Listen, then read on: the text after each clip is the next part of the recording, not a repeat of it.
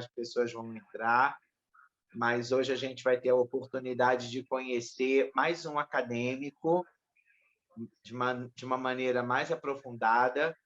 Nós vamos conhecer um pouco sobre a vida e a obra do nosso querido amigo, nosso querido confrade, Eudóxio de Azeredo. Vamos conhecer um pouquinho da trajetória de Eudóxio de Azeredo, cadeira número 8, se eu não me engano, patrono Monteiro Lobato. Não é isso? Então, vamos conhecer um pouco mais sobre a vida e a obra do nosso querido Eudóxio de Azeredo. É com você, nosso diretor.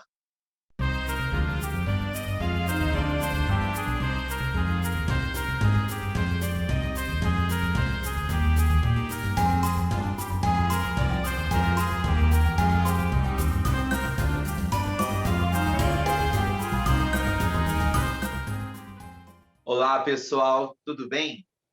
Nós hoje temos a oportunidade, mais uma vez, de conhecermos a história de um ilustre acadêmico junto de nós, que está aqui presente hoje, o acadêmico Eudóxio de Azeredo, que ocupa a cadeira número 8 e que tem como patrono Monteiro Lobato. É uma grande honra, é um grande prazer para nós, porque Eudóxio é um dos fundadores da nossa academia e pode falar por si mesmo sobre toda essa história, sobre o seu legado, a história de sua vida. Então, com vocês hoje, o privilégio de ouvir o acadêmico Eudóxio de Azeredo. É com você, Eudóxio. É um privilégio para mim, um privilégio muito grande poder estar expressando sobre a minha vida, falando sobre a minha vida, falando sobre a nossa academia e lembrando por tudo aquilo que a gente passou. Vocês que são mais jovens, que entraram há algum tempo atrás, não conheceram, por exemplo, como acadêmicos, podem até ter conhecido algum tempo pelas notícias, né? Como Azeredo Viana, né? Que foi nosso suplente de senador e era conhecido na sociedade caxiense como senador, um dos grandes oradores que nós tivemos dentro da nossa academia, o professor Abelardo Bleiner. Né? Abelardo Bleiner era um dos grandes professores da cidade, naquela época que na cidade não tinha muitos professores, então ele era aquele professor que dava aula em todas as escolas que tinham, que era o Duque de Caxias, o Colégio Cruzeiro do Sul, o Aquino de Araújo, o Ana Maria Gomes. Esse era um tempo em que Caxias estava, poderíamos dizer, engatinhando. Né? E eu vim para essa cidade em janeiro de 57. Eu tinha de 15 para 16 anos. Para vocês terem uma ideia, não tinha um ginásio em Caxias, a não ser o Duque de Caxias e o Ana Maria Gomes à noite e o Aquino de Araújo. Foi uma luta muito grande para eu conseguir terminar o meu curso ginasial e depois ir para o Colégio Alcântara e terminar lá o meu ginásio. Mas eu gostaria de dizer que eu cresci dentro do educandário Cruzeiro do Sul. Eu comecei ali ajudando o pessoal da cantina e lavando as salas de aula do Colégio Cruzeiro do Sul, que era dirigido por um grande professor chamado Jair Alves de Freitas, que comandou a escola até que Deus chamou. Mas nós começamos ali Interessante que eu entrei para o magistério ali no Colégio Cruzeiro do Sul por uma coincidência muito grande. Eu ajudava a escola, depois fui guindado a ser um auxiliar do inspetor, de inspetor. E a minha tarefa era carimbar as carteiras do aluno para dizer se ele compareceu ou não compareceu à escola, ir na turma, entregar e tomar conta deles quando não se tinha professor. Essa era a minha tarefa e eu estava fazendo aí o meu primeiro ano científico. Estava começando a fazer o meu segundo grau hoje, que é chamado. E nessa época aconteceu um fato interessante. O professor titular da cadeira de geografia faleceu. O professor Carlos Silva. Eram os idos de 1960 e alguma coisa. E o professor Carlos Silva faleceu. Devia ser 61, 62, por aí. O professor faleceu, então não tínhamos professor de geografia na cidade. Não tinha quem cobrisse aquelas aulas. Os alunos ficaram sem aula. E eu só entregava as carteiras. Um dia eu cheguei para o diretor da escola e disse: olha, os meninos estão perdendo tempo, eu poderia auxiliá-los, poderia estudar com eles. A aula que está faltando, geografia, a gente vai pegar o livro, o material e vai trabalhar com eles até que chegue o professor, sem nenhum interesse, sem nenhum custo para a escola. Eu já faço esse trabalho de tomar conta deles, que eu fico lá olhando para a cara deles e eles olhando para a minha cara, para não fazerem aquele inferninho que os alunos fazem quando o professor não está na sala de aula. E o professor já falou: olha, se você acha que você tem condições, pode. Aí eu chamei, eram 3 turnos, e ele vinha na semana, e um dia na semana ele sequenciava aquelas turmas. E eu, então, chamei cada uma das turmas, um dia conversei com eles, e que tal se a gente estudasse geografia? Aí eles disseram assim: o que você tem para nós? Eu falei: olha, vamos fazer o seguinte, vamos seguir o livro. E aí, nos primeiros dias, fomos seguindo o livro, depois eu fui levando os mapas, e os meses foram passando, e se fizeram, assim, mais ou menos uns 6 meses sem a presença do professor, e eu dando aula, e os alunos costumaram a me chamar de professor. E, de repente, chegou uma professora de geografia com mestrado na Universidade de Madrid. E ela chegou na cidade e estava começando a vida dela também como professora. Isso veio e foi logo acatada, logo contratada. E como ela foi contratada, eu voltei à minha insignificância de carimbador de carteira. Mas passaram 1, 2, no máximo 3 semanas. Os alunos se revoltaram e vieram para o diretor e disseram assim: nós não queremos essa professora, não. Nossa. Na turma, uns 40 alunos vieram ao professor Jair e disseram: não queremos essa professora, não. Nós queremos o Eudóxio da Nova Relógio. O professor não entendeu nada. Ele não conseguiu entender. Mas ele falou: não, a professora é muito boa, vocês têm que... Mas ela mesmo não aguentou nem mais uma semana, pediu demissão, foi embora.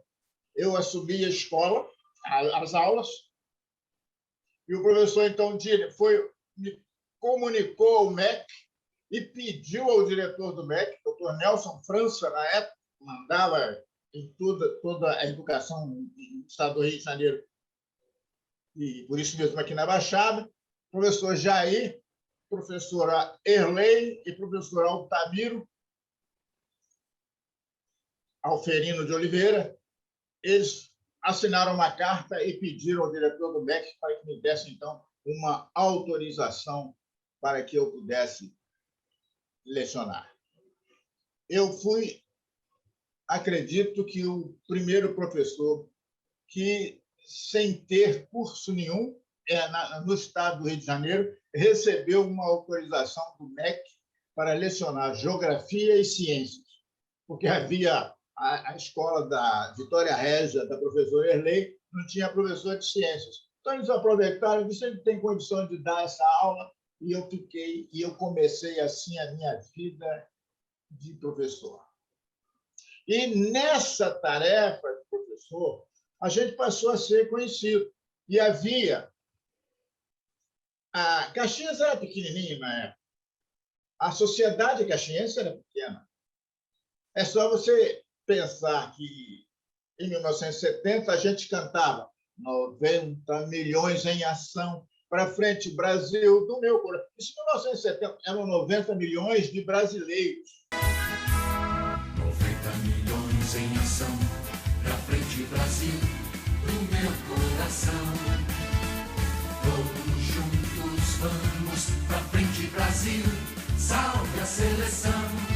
De repente é aquela corrente pra frente, parece que todo o Brasil deu a mão, todos ligados na mesma emoção. Hoje nós somos 220 milhões de brasileiros. Então, naquela época, nós éramos 9. Então, a sociedade caxiense era pequena. Ela se desdobrava em 2 clubes. Um que tem aqui do lado direito de Caxias e o Clube dos 500. E tudo que aconteceu era nesses clubes. E um dia o prefeito da época, que eu já não me lembro quem era, o prefeito da época convidou para que se fizesse uma noite de cultura em Caxias, uma noite de cultura e arte. As coisas eram muito precárias. Nós só tínhamos o auditório do Clube dos 500 e o auditório do SESI, que é aqui vizinho. O auditóriozinho é a única. Eram os auditórios que tinham. Então, lá no Clube dos 500, fizeram essa noite de cultura e arte. Fizeram uma noite de cultura e arte. E me sondaram, porque, em algumas épocas, eu tive o privilégio de fazer declamações na escola. E tinha um aluno que chamava Cosme. Eu não me esqueço o nome dele. Cosme. Cosme era filho de Amarílio Aguiar. Amarílio Aguiar foi, me parece, o nosso segundo presidente. Na época, ele era secretário. Não era secretário porque a academia não existia ainda nessa época. Mas ele foi o primeiro secretário da academia. Foi o primeiro presidente, foi o Laís Costa Velho. E, em função dessa festa que houve no Clube dos 500, que nós fizemos uma apresentação e eu levei um grupo de alunos que se apresentou também, e nós ficamos conhecidos. E, por isso, o Amarílio Aguiar, que estava se reunindo com Eurípides Aragão, com o doutor Hermínio, com Laís Costa Velho, com Silvio Goulart, com o promotor de justiça Salvador Rocha, com Abelardo Braime, eram mais ou menos uns 12. Então, me fizeram, eu tinha essa carta até pouco tempo, fizeram uma carta me convidando para fazer parte desse grupo. Infelizmente, eles já partiram, eu sou o único vivo nessa história, estou de teimoso aqui, inclusive sobrevivi à Covid, do alto dos meus 79 anos, eu consegui sobreviver à Covid. Então, foi por isso que eu entrei para a academia. E a minha vida passou a ser em função da escola. trabalhava como professor, continuei o meu curso, fiz letras depois, me formei em letras, tive o privilégio de passar uma temporada em Belo Horizonte, a mando do meu diretor, já nos idos de 74, professor José de Souza Erdi, que foi o fundador da AF, que era a Associação Fluminense de Educação. Então, ele me chamou e disse: Docs, você tem que passar para lecionar para o curso superior, você tem que fazer um curso de especialização, né, em língua portuguesa, já que nós precisamos de alguém que vai assumir aqui a cadeira, você vai ter que fazer esse curso. Então, eu fui para Belo Horizonte, fiquei lá na Universidade Católica de Belo Horizonte e fiz durante 2 anos, indo de férias em férias, passando lá janeiro, julho, 4 férias, consegui fazer o meu pós-graduação lá. E então eu consegui vir a ser professor auxiliar. Não era titular ainda, mas era professor auxiliar na Unigran Rio.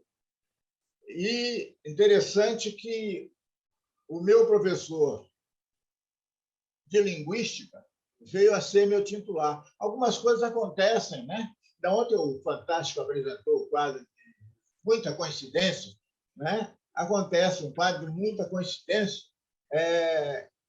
O professor de linguística não podia vir aqui na Grande Rio, na Universidade do Grande Rio, dar a aula dele. Então, ele precisava de um auxiliar.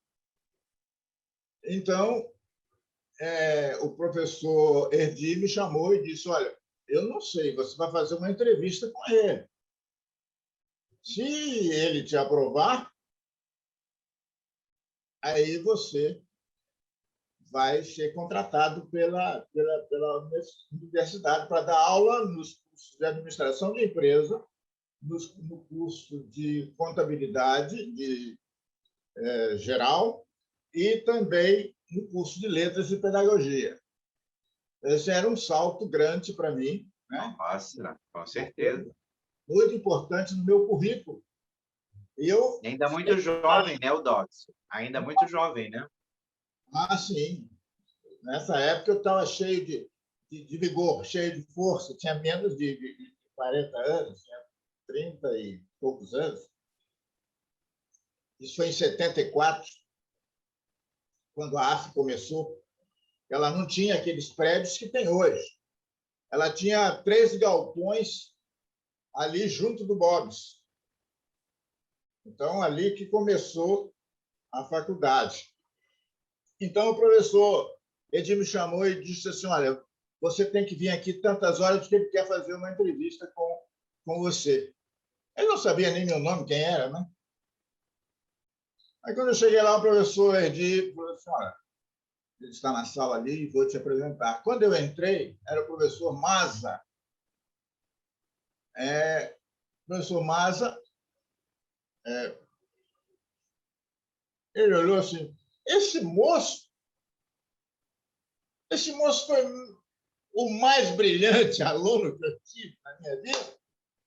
Nossa. Não tem que discutir nada, professor Edir. Ele tinha sido meu professor de linguística e ele usava o método de que os alunos tinham que usar um livro que ele adotava e depois dar a aula sobre aquele livro. Mas muitos alunos fugiam dessa tarefa, enrolavam, e eu tinha o privilégio, porque eu já dava minhas aulas, já tinha um auditório na minha frente a vida toda. Então, eu tinha possibilidade de falar com muita tranquilidade diante de qualquer turma, de qualquer aluno. E aí, lá na faculdade de Campo Grande. Isso aconteceu na faculdade de Campo Grande, e lá eu o conheci. E ele, então, e aí eu passei a lecionar no curso universitário, o que fiz até 1985. Eu lecionei na AF, então, na AF. Mas ali, um grupo de professores resolveu fundar o que eles chamaram o que se chamou de Colégio Alfa, na Praça do Pacificador. Todo mundo conhece o Colégio Alfa, né? E aquele colégio foi... Nós fundamos aquele colégio com mais 5 ou 6 professores. E eu fui convidado. Então, como a visão financeira era mais importante para mim ali, e lá na AF eu só podia trabalhar, só tinha a oportunidade de trabalhar à noite, eu continuei a trabalhar na faculdade Simmons e aqui neste colégio que a gente montou, e eu tive o privilégio de trazer o melhor colégio da época em nível de qualidade, né, de ensino. De qualidade de ensino, de preparatório para o Escolas vestibular. militares. Era o impacto. Impacto. O sistema impacto de ensino. Sistema impacto de ensino. Eu tive o privilégio, ao lado do professor Aristides Ferreira Molim, que também já faleceu, de trazer para Duque de Caxias o impacto. E nós ficamos ali por até 1985, ficamos mais ou menos até 1990 naquela escola. Mas eu tinha um sonho, que era ser advogado. Tinha um sonho que era ser advogado. E resolvi, então, fazer a faculdade de Direito. Naquela época era muito difícil, aqui não tinha, o único que tinha era Gama Filho. A federal a gente não podia fazer, porque não tinha o tempo necessário, tinha que trabalhar. Então, nós fomos fazer a nossa faculdade de Direito em Valença. Em Valença, eu terminei a minha faculdade e comecei, então, a me dedicar ao direito. Não deixei a escola, mas me liguei ao direito, fundei o meu escritório no edifício central de Caxias, ali ao lado da mais antiga Caixa Econômica que tem, feita a prefeitura. Meu escritório era ali na sala 104, e eu passei a me dedicar a trabalhar com direito. E tive um outro privilégio ali, como advogado, que foi de ser colega, trabalhar com Valdir Medeiros. Os caxienses sabem quem é Valdir Medeiros. Foi o melhor advogado criminalista que nós tivemos aqui. E o primeiro tribunal de júri que eu tive a oportunidade de fazer foi ao lado de Valdir Medeiros, foi levado pela mão de Valdir Medeiros. E Valdir Medeiros, então, me convidou. Nós estávamos numa reunião do PTB. Valdir Medeiros era PTBista, tinha sido deputado federal. E nós estávamos numa reunião do PTB, e lá eu tive que fazer um pequeno discurso na reunião do PTB. Ele falou assim: olha, você é advogado? Não é criminalista? Eu falei: não, criminalista eu não sou ainda não, então vai ser. Você quer trabalhar comigo? Eu falei: vou trabalhar. E aí ele me levou para o Tribunal do Júri. E o primeiro Tribunal dos Júris que eu fiz cerca de 33 tribunais de júri. O primeiro tribunal de júri que eu fiz foi com Valdir Medeiros defendendo o filho do Santos Lemos. Santos Lemos era o delegado em Caxias. E o filho dele era um vamos dizer assim, tinha desvio de condutas, né?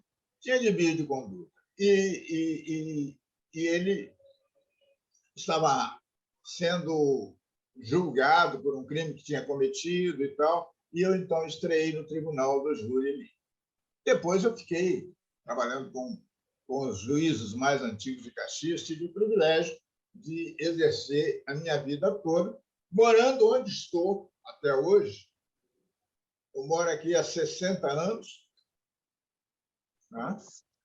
Há 60 anos na mesma casa. Lógico que eu fiz melhorias nela e tal, mas na mesma residência. É uma casa forte. A casa do coração, né? A gente ama isso aqui. E eu vivia sempre aqui. Por quê? Porque ela também estava sempre próxima. Eu estou bem perto da Praça do Pacificador, bem perto da AF, bem perto do Colégio Cruzeiro do Sul, bem perto do Aquino de Araújo, onde eu trabalhei muitos anos. E então essa foi a minha vida. Agora, a minha vida secular. Mas eu gostaria de pegar 2 pontos, porque assim, só para você saber, né, compartilhar com você também, fiquei feliz em saber disso, né, por você. Eu tive o privilégio de ser aluno do Colégio Alfa. Eu fui aluno do Colégio Alfa no final dos anos 80. Eu fiz todo o meu ensino médio no Colégio Alfa, que de fato era o sistema Impacto de ensino. Então, né? E aí, na verdade, no último ano, que era o 3º ano, a gente entrava no sistema Impacto de ensino, estudávamos com as apostilas do Impacto e era preparatório para as faculdades, né? Para as universidades federais. Tanto que, por meio do estudo, né, no colégio, eu consegui passar para 2 universidades federais na época, né? E eu terminei exatamente quando você alçou um novo voo, que foi em 1990. Em 90 eu concluí o ensino médio no Alfa. Achei muito interessante saber que você foi também um dos fundadores da escola onde eu fiz o meu ensino médio. E também assim a coragem, né, sua. Maravilhoso ouvir isso, né, da sua coragem e em não desistir de sonhar, né? Não desistir de lutar pelo sonho. Então, a partir de 90, você encara uma nova faculdade em Valença. Né? Nossa, né? Meio que transformar toda a história de uma vida, né? Foram 6 anos indo para Valença e fazer. Mas, então, você conheceu muito o professor Aristides Ferreira Molim. Sim. Se você, Aristides, Edson, quando a gente Marcinho. Você tem um amigo, né? Amigos, a gente tem muitos conhecidos, muitos colegas, muitos compartilhantes da nossa vida, mas amigos, a gente tem poucos, né? E o professor Aristides era ou foi o melhor amigo que eu tive na minha vida. Melhor amigo. Eu diria que ele foi o melhor amigo e o professor Ampliato Cabral o melhor líder, porque eu tinha uma relação de amizade com o professor Ampliato Cabral, que foi deputado 2 vezes por Caxias, é um político que deixou uma marca, né, na cidade. Qualquer político de idade mediana, como o Zito, o próprio prefeito atual, o ex-prefeito Alexandre Cardoso, eles viveram com o Ampliato Cabral. E se perguntar qual é a marca de Ampliato, era um homem de uma moral ilibada.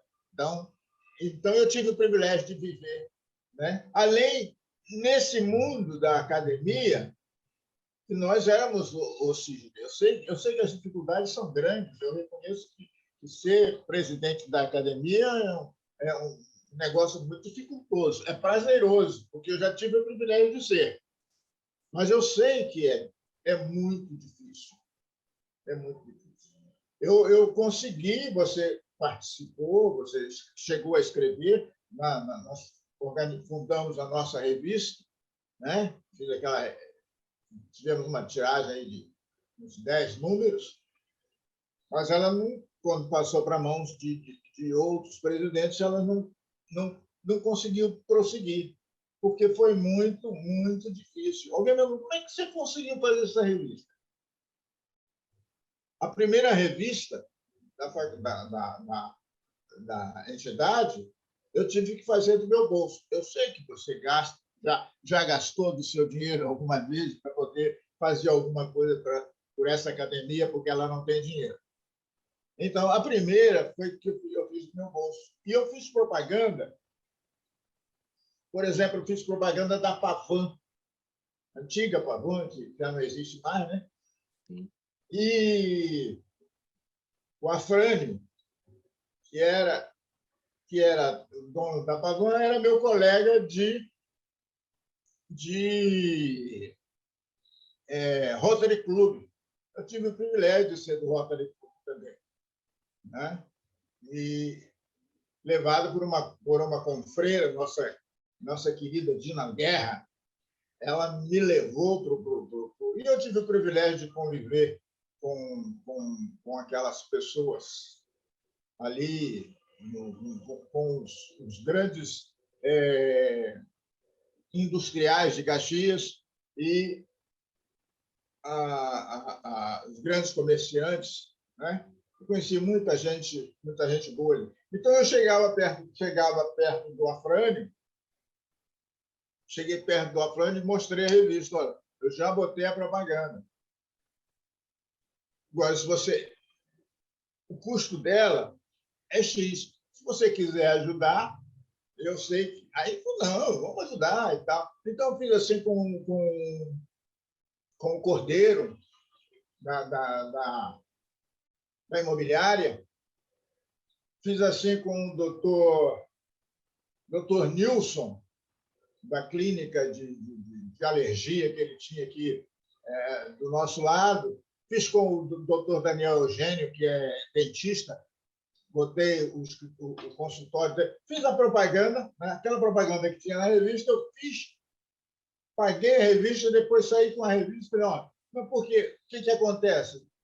Jornalista era sinônimo de picareta, antigamente, nessa cidade, porque ele saía pegando dinheiro das pessoas para publicar isso, publicar aquilo, e não publicava. Então, todo mundo era escaldado. Então, quando eu falei, não, eu primeiro vou mostrar que já está feita a revista. Aham. E a Bancou sozinho. A tiragem de 2.000. Aí, com conteúdo, que eles gostaram muito na revista, na época. Eu tenho uma carta até Você lembra qual foi esse período que foi lançada a revista da Academia? Foi 2007. Uhum. Em 2007. Eu recebi do nosso confrade Messias Neiva uma carta, até tirei aqui, porque eu falei, você pode perguntar alguma coisa. Então, eu tenho aqui a carta do Messias, que diz assim: ilustríssimo senhor presidente da Academia de Letras e Artes de Caxias, venho, por meio desta, parabenizá-lo pelo seu grande feito, o lançamento desta tão sonhada revista. Parabenizo também os empresários que nos apoiaram, pois sem este apoio as coisas seriam mais difíceis. Só alguém ligado ao meio empresarial conseguiria esta parceria, como é o nosso presidente. Então, mas eu só consegui isso porque eu fiz primeiro para depois receber o dinheiro dele. Então, com o dinheiro da primeira revista, eu já tinha o dinheiro para tirar a segunda. E assim fomos caminhando. A nossa academia, antes era triste. Agora, de roupa nova, e uma revista onde todos nós acadêmicos podemos soltar a língua, foi o que fizeram nossas confreiras. Deram um show de sabedoria cultural. Dalva Lazzaroni, Solange Amaral, Vera Ponciano, e foram as meninas que escreveram na revista, logo no início, para a gente poder dar aquele impulso, né, na revista de Letras e Artes de Caxias. Mas há um outro lado meu, que a sociedade caxiense, que a gente conseguiu conviver, e hoje a gente está, a sociedade ela é diluída no povo e, de modo geral, não há um destaque social na cidade, não é verdade? Mas, naquela época, havia um grupo social. Aham. Não quero dizer que seria um grupo de elite, um grupo melhor, mas um grupo que pensava na cultura, o grupo que produzia para Caxias, não é? E esses participavam do Lions, do Rotary, da Academia Caxiense de Letras. Então, a gente tinha esse grupo sempre, a gente acabou participando, embora sendo pequenininho, diante de muita gente, a gente pôde penetrar e estar junto deles. Mas há um outro lado que eu vivi ao longo da minha vida que pouca gente conhece, que é o meu lado eclesiástico, o meu lado evangélico. Eu sou membro, ou fui membro, hoje eu não pertenço mais à igreja, porque eu me mudei. Hoje eu estou falando de Caxias, mas eu resolvi passar um tempo morando em Cabo Frio. Inclusive, cheguei de lá hoje. Eu me mudei praticamente para Cabo Frio. Com o passar dos anos, eu tive que realizar um novo casamento, e com esse novo casamento eu resolvi morar em Cabo Frio. Mas, então, eu não pertenço mais à igreja aqui, porque eu, estando lá, eu pertenço à Igreja Batista do Braga, em Cabo Frio.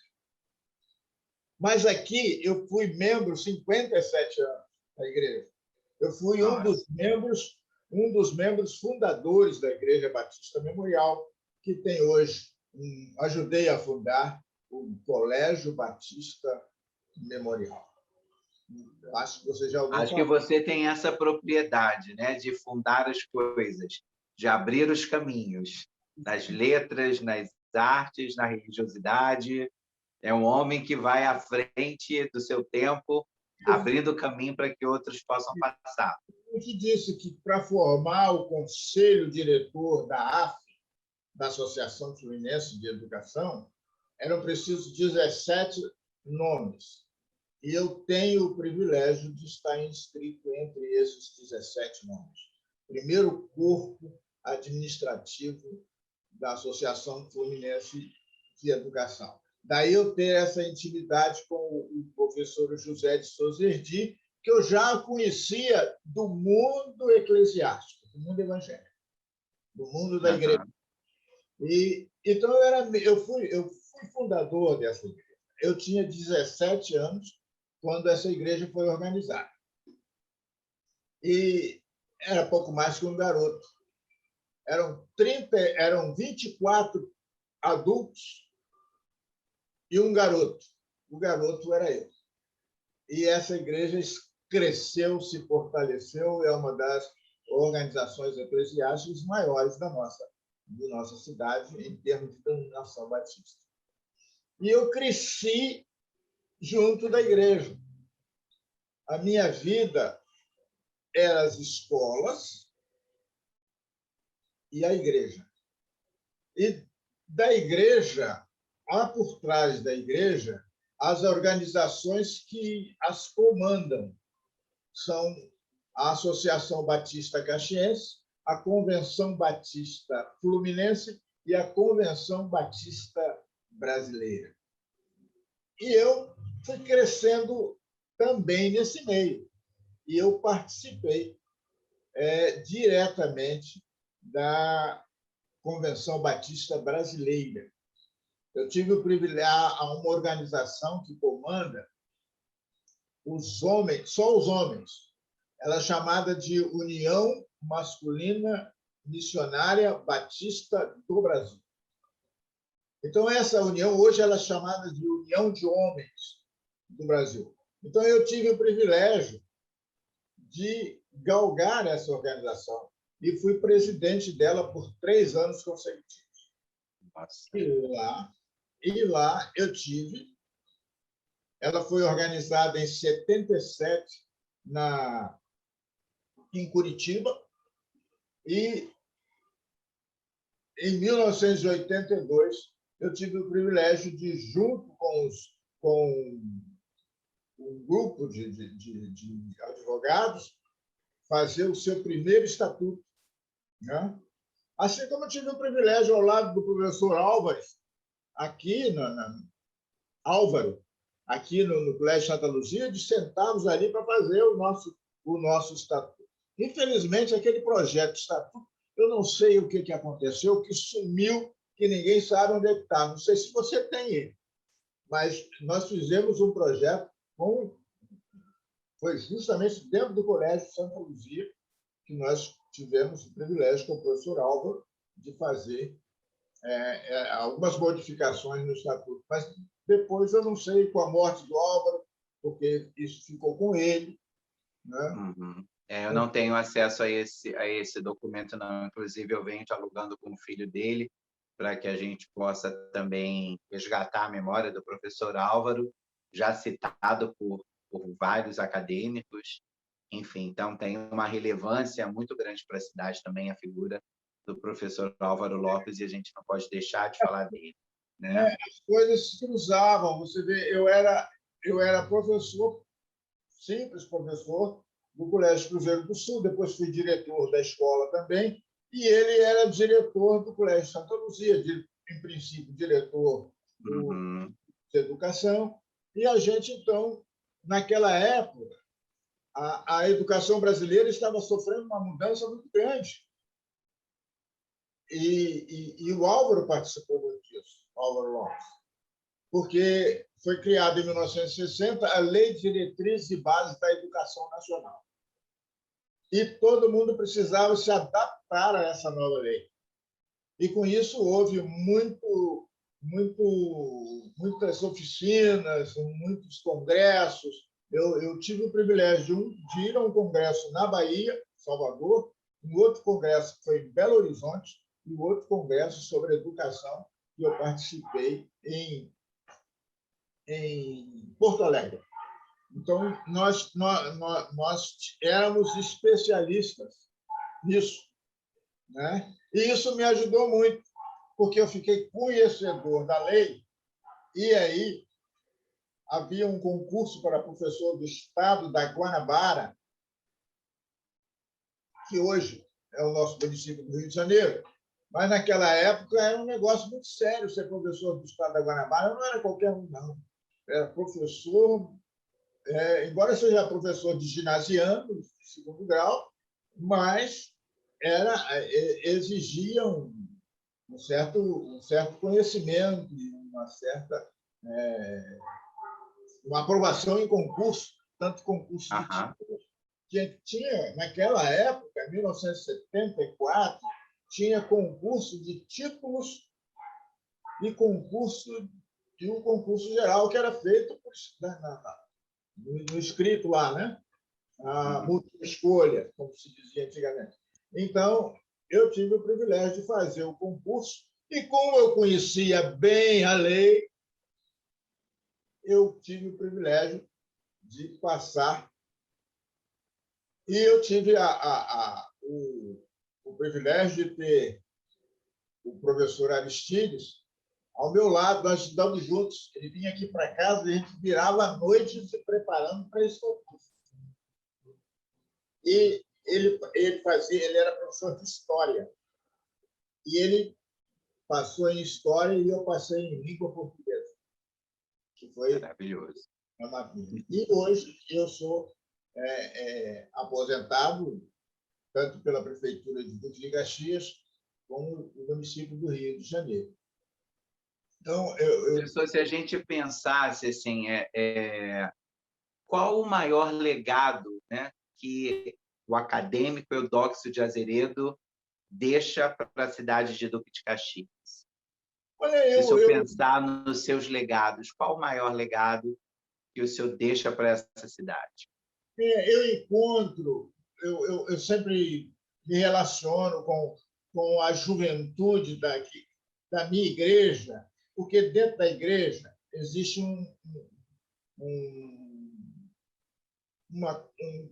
vamos dizer assim, as organizações Sim. eclesiásticas da igreja, que abarca os jovens, abarca os adolescentes, abarca as crianças, e eles crescem dentro da igreja participando disso. Então, hoje, eu, por exemplo, tenho um privilégio muito grande. Então, o que eles aprenderam, o que essa juventude aprendeu com a gente, hoje nós temos um grande cardiologista em Caxias, chamado Rafael Bispo. Ele tem uma clínica lá em Santa Cruz da Serra. Ele escolheu ficar lá, mas é um menino que ele, quando eu abracei, depois que eu soube que ele tinha se formado e tal, eu tive o privilégio de encontrar com ele, abraçá-lo, e ele foi meu discípulo lá na igreja. Ele aprendeu comigo muita coisa na igreja. Aí eu falei assim, olha, eu estou procurando um cardiologista, isso vai ser o maior prazer meu poder cuidar de você. E ele hoje é o meu cardiologista. Então, a gente recebe, de vez em quando, são coisas que vocês nos ensinaram. As pessoas, os homens que passaram por ali, né? São coisas que vocês nos ensinaram. Então, eu acho que é o exemplo de vida. O meu maior legado é o exemplo de vida. Eu sou conhecido dentro da denominação batista e eu fui eu considero ser um advogado bem-sucedido em Duque de Caxias, porque a denominação batista me apoiou. Não existia advogado evangélico na época quando eu me formei. Eu era o único advogado, não tinha tanto advogado. Então, quando nós temos hoje em Caxias, não sei se você sabe, perto de 200 igrejas batistas dentro do município. E, naquela época, a gente já tinha umas 120, por aí. Hoje nós devemos ter umas 200 ou mais. Mas, então, os pastores da época, a liderança da época, que eles se reuniam porque tinha a ordem dos pastores, eles, quando tinha um problema lá do seu membro para resolver, o advogado que eles procuravam era eu. E mesmo porque eu estava sempre pronto a atender, se ele atendia em casa, se ele me chamasse para ir lá, eu ia. Você pode dar um pulinho aqui na igreja para conversar comigo, tem um problema aqui.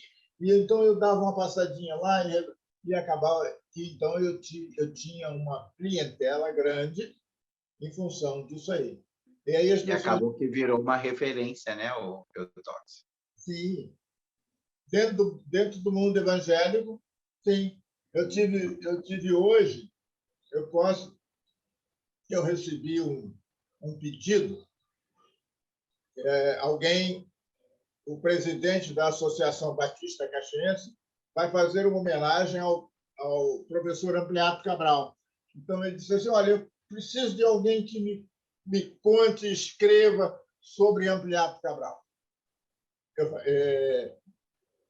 Eu disse, olha, a gente vai, com facilidade, fazer isso. E eu vou mandar para você.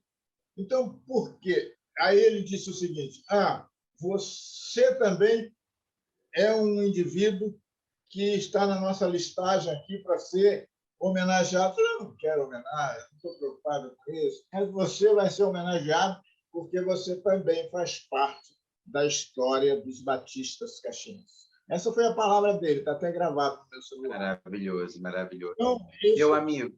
Esse é o legado. Maravilhoso.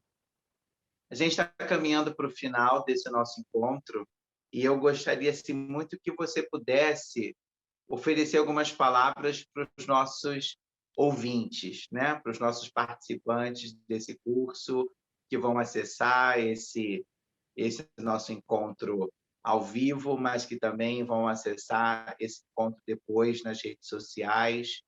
Então, assim, o que você gostaria de dizer para esses nossos ouvintes sobre o seu olhar a respeito da cultura da nossa cidade?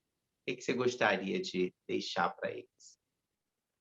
A gente espera, principalmente a nossa juventude, né, que ela lute com o denodo, que ela procure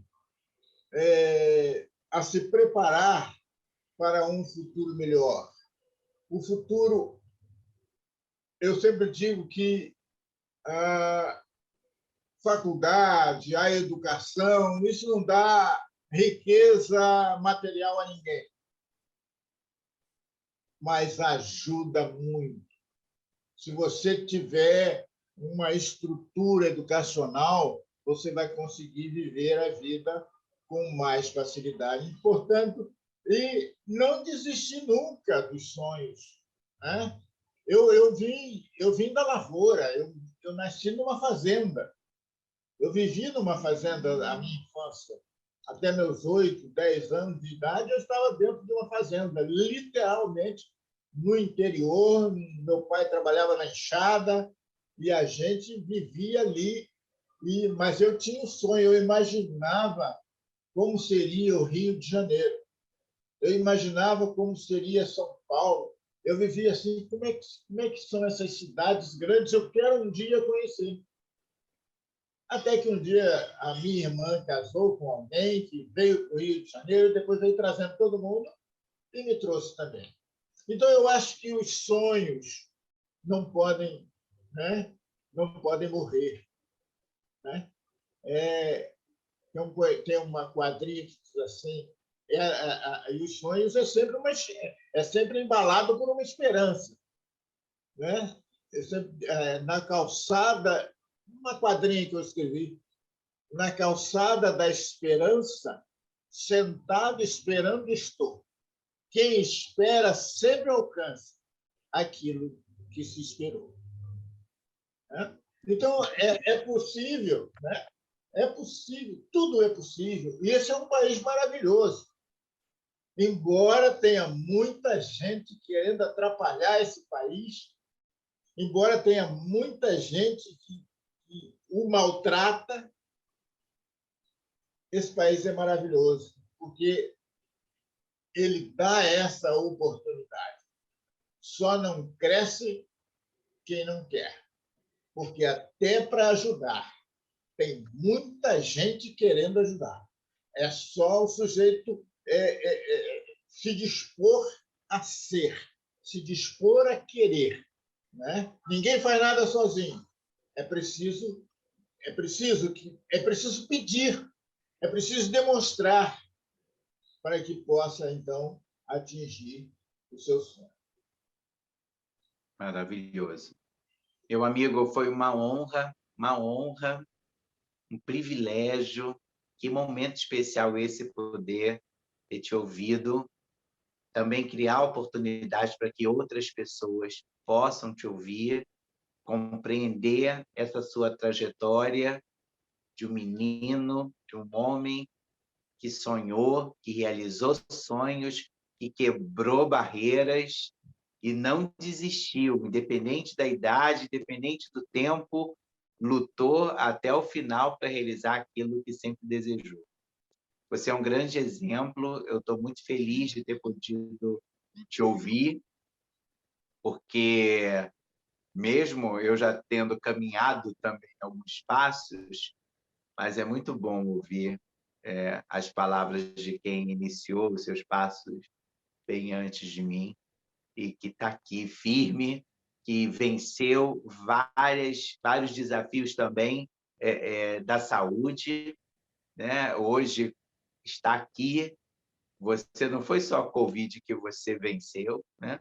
A gente sabe disso no seu histórico e é uma felicidade muito grande poder ter você aqui vencedor, porque venceu todas essas batalhas, está aqui feliz, sorridente, cheio de energia. Eu não sei de onde você tira tanta energia, que parece um jovenzinho, né? Eudóxio, adolescente. Então, meu querido amigo adolescente, muitíssimo obrigado por essa oportunidade. E a vocês que estão nos ouvindo, né, aproveitem, né, essa oportunidade de ter essa ponte criada por meio desses nossos encontros, descobrindo quem é a Academia Duque Caxiense de Letras e Artes, seus membros, suas obras, seus feitos de ontem, de hoje e seu olhar para o futuro. Eudóxio, muito obrigado. Obrigado pela oportunidade e parabéns pela iniciativa. São coisas assim que hoje parecem simples, mas que amanhã vai ficar na história e vai poder, então, demonstrar o trabalho que você está realizando. Que Deus abençoe você na sua caminhada. Obrigado, meu amigo. É isso, pessoal. Tivemos o prazer de conhecer esse ilustre acadêmico, Eudóxio de Azeredo, que ocupa a cadeira número 8 e tem como patrono Monteiro Lobato. Até a próxima.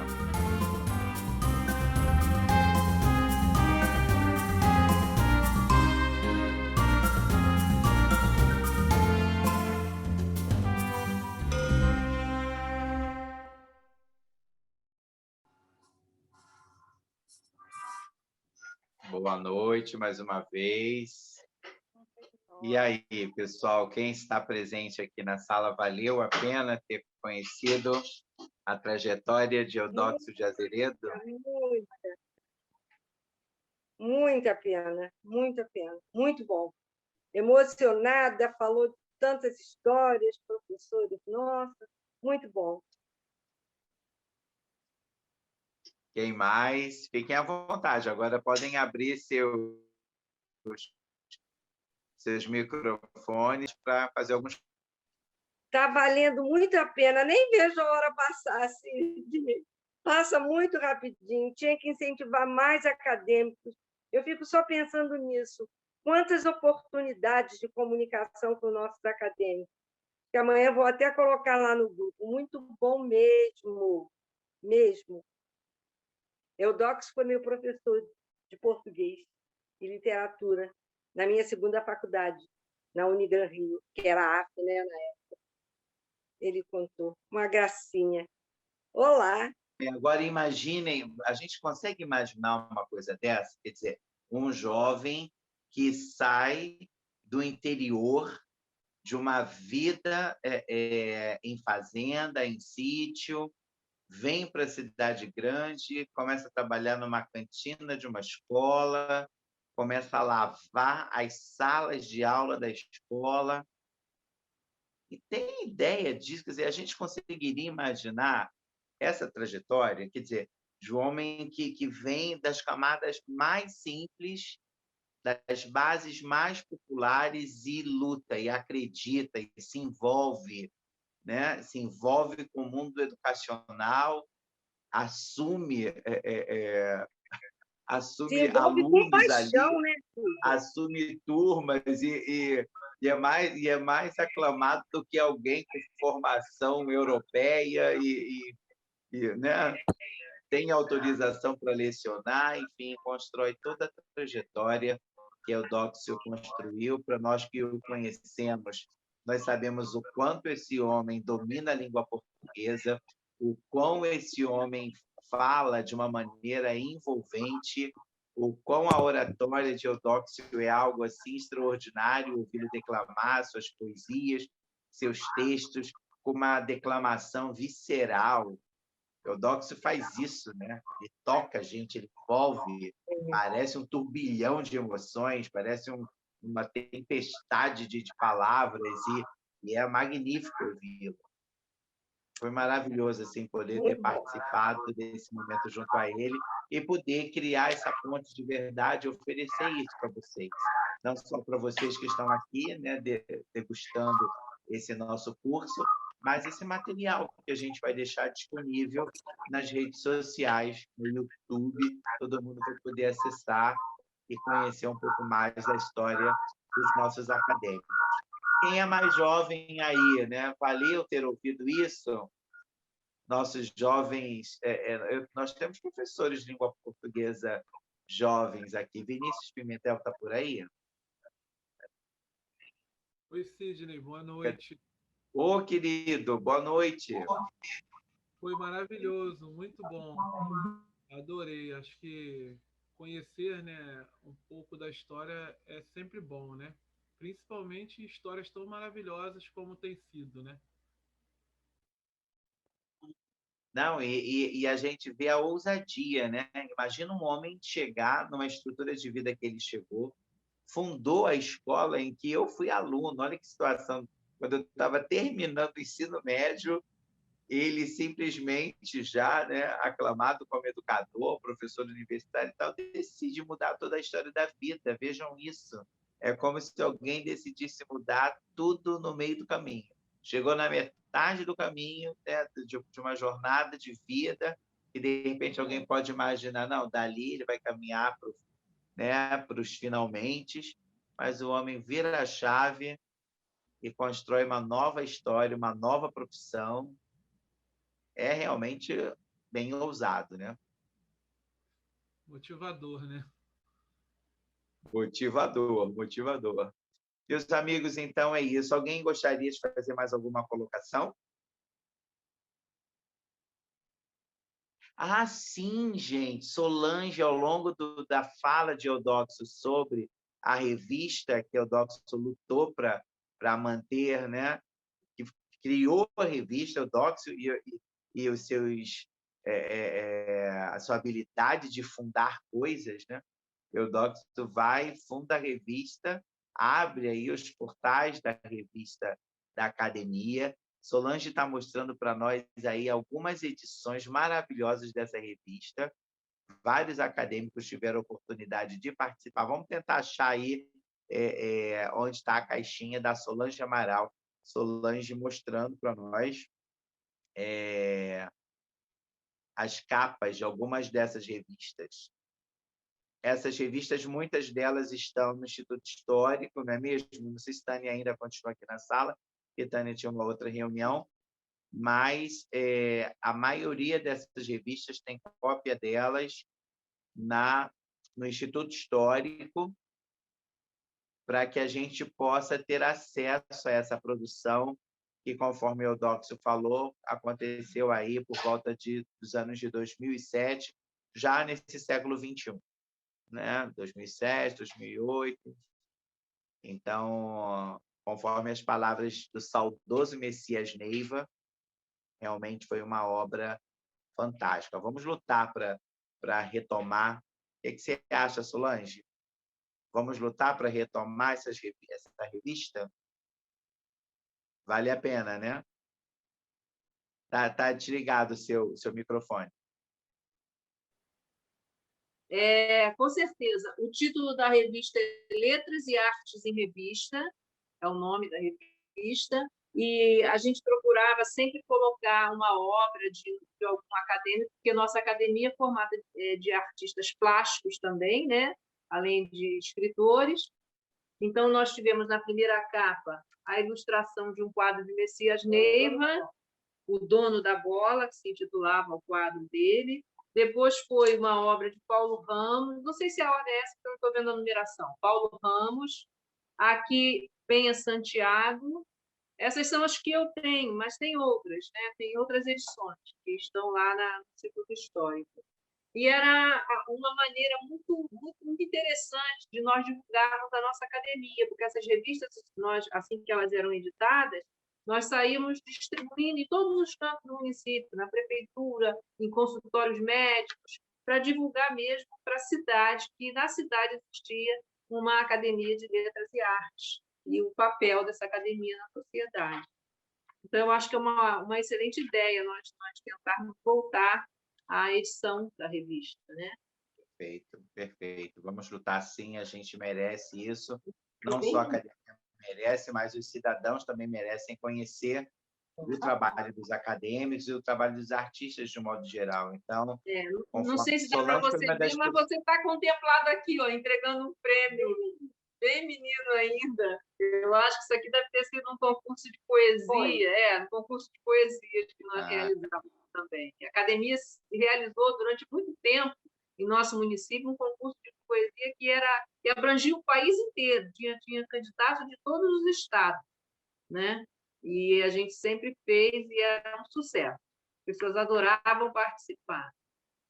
Candidatos de todos os estados, vinham poesias de vários lugares que a gente nem imaginava, chegava poesia para ser avaliada, enfim, né? E muita gente participando desses concursos que a gente realizava sempre em parceria com a Secretaria de Cultura de Caxias, né? Então, não vejo a hora dessa pandemia passar para que a gente possa recriar muitas coisas.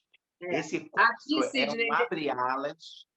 é um abre-alas, para que a gente volte a se oxigenar, como a nossa amiga Penha Santiago está com um cilindro de oxigênio no quarto para se oxigenar, nós também estamos nos oxigenando com esse curso, nos inspirando, né, abrindo novos caminhos, né? Aqui neste número, Cisne, porque eu acho muito interessante a gente falar, a gente tem uma homenagem do Erdi Filho, né, ao Erdi Pai. O Erdi, que também é nosso acadêmico, fazendo uma homenagem, um tributo a José de Souza Erdi, né? E eu acho que assim, um trabalho muito importante esse do curso é a divulgação do que já foi feito em nossa cidade em termos de cultura e o papel da ADA nesse processo. Perfeito. Acho que isso é muito grandioso. Olha, gente, isso porque nós ainda vamos ouvir com exclusividade a vida e a obra de Solange Amaral. Então, aguardem com grande expectativa o que essa digníssima acadêmica, essa mulher maravilhosa, tem a nos contar, porque só um detalhezinho, um dia na vida, ela foi, um dia na vida que eu digo, né, um bom período, foi nossa secretária de educação desse município. Então, Solange tem muito que nos contar, né, até chegar na trajetória. Aguardem. Já está agendada a entrevista, não é isso, Solange? Segunda-feira, né? Ok. Os amigos, é isso. Boa noite. Boa noite. Alguém tem mais algum ponto a considerar dos nossos cursistas, nossos ouvintes? Enfim. Tudo bem, então? Então, meus queridos, vamos aproveitar a nossa sexta-feira. Ela só está começando, mesmo em pandemia, mas dentro de casa, vamos fazer dessa sexta-feira um dia realmente ainda mais especial. Eu aguardo vocês no próximo encontro, na quarta-feira. E na quarta-feira nós vamos ter o privilégio, não percam, por favor, vamos divulgar para o pessoal não faltar aula. Nós teremos o privilégio de conhecer a história do nosso confrade Wilson Gonçalves. Nossa, muita história para contar. Muita história. E na sexta-feira, essa digníssima que também está falando aí agora, vamos conhecer a vida e a obra de Vera Ponciano. Vocês não têm ideia das coisas que eu descobri a respeito da vida e da obra dessa mulher maravilhosa chamada Vera Lúcia Ponciano, essa mulher, essa verdade da luz, luz da verdade. Enfim, vai ser maravilhoso. Gente, eu estou muito feliz com essa produção. Quero muito assim, que todos possam aprender com essas vidas, né? Então, a intenção maior é que a academia possa, de fato, tocar o coração, a alma, o sentimento de todo mundo que tiver acesso a esse material, para que se inspire também a viver e a mergulhar e a se alimentar das letras e das artes. A arte faz com que a gente renove a vida e a esperança, como o nosso querido Eudóxio colocou. Né? Sonhar, e o sonho nos impulsiona a esperança, né? Como ele colocou maravilhosamente nas suas palavras. É isso, meus queridos. Boa noite a todos. Muito obrigado. E a gente se vê na próxima semana. Tchau, tchau. Um abraço. Tchau, tchau.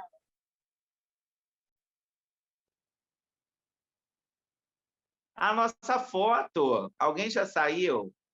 A nossa foto. Calma aí, a gente não tirou a foto final. Eu já fiz a foto, tá, Sidney? Se quiser, já tá fez? bom. Já fiz, tá? Então tá bom. Então é boa noite mesmo. Um abraço, gente. Tchau, tchau. Tchau. Letícia, minha amiga, um beijo maravilhosa. Saudade. Tchau, tchau.